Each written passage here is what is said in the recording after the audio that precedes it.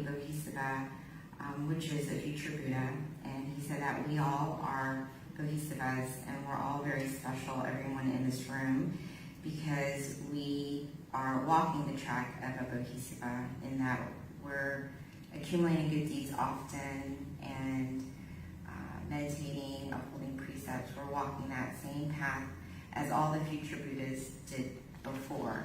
So the Venerable wanted to remind us how special we are and not to forget that. And he talked about how our teacher has a saying that all of us are trying to survive samsara, essentially to get out of it.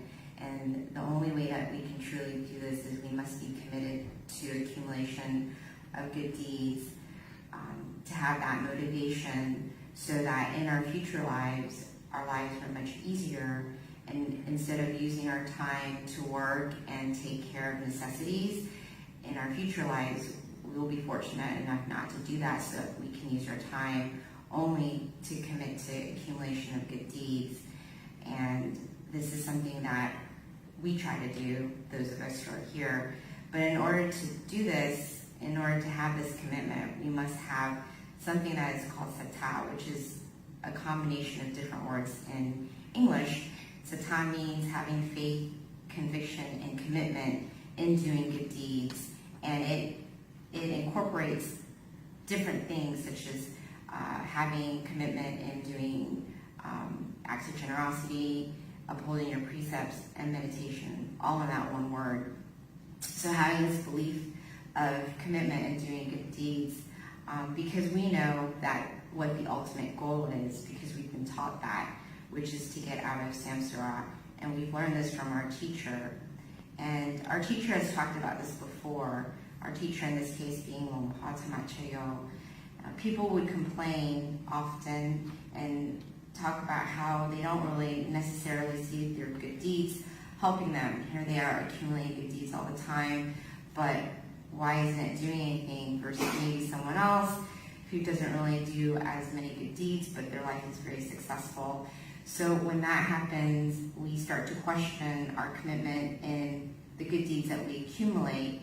And the Venerable Wasu said that merit is always there for us. We just have to know, we just have to have a method of understanding how to open that channel so that we can receive it. So when we accumulate good deeds, the Venerable said that it's there, but we have to know how to get it, which is we have to have the right method. We have to have our mind being bright when we're doing the good deeds. We have to have joy when we do the good deeds, and we have to, an important thing is think of it often so that it can come to you.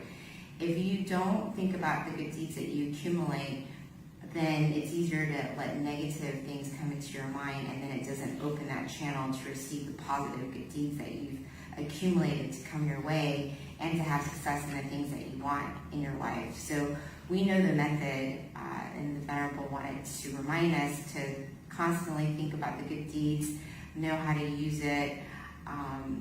It's an investment that we've done for ourselves, but we need to know how to call upon it. And the Venerable mentioned how if you observe yourself, how often do you think about the good deeds that you've done? This is a way and an example for you to try to improve it and recall the good deeds that you do all the time so that it can help you, because the Venerable said that you cannot depend on anything else outside of yourself, but you can depend on your own actions and the good deeds. And the Venerable reminded us too that our teacher often said, have a commitment in doing good deeds bigger than a mountain, so never give up on doing good deeds. And the Venerable wanted to remind us of this method, in addition to reminding us how special we are, that we're walking on this path that not everyone knows of. So at this time, I turn it back over to the Master Community. He'll give us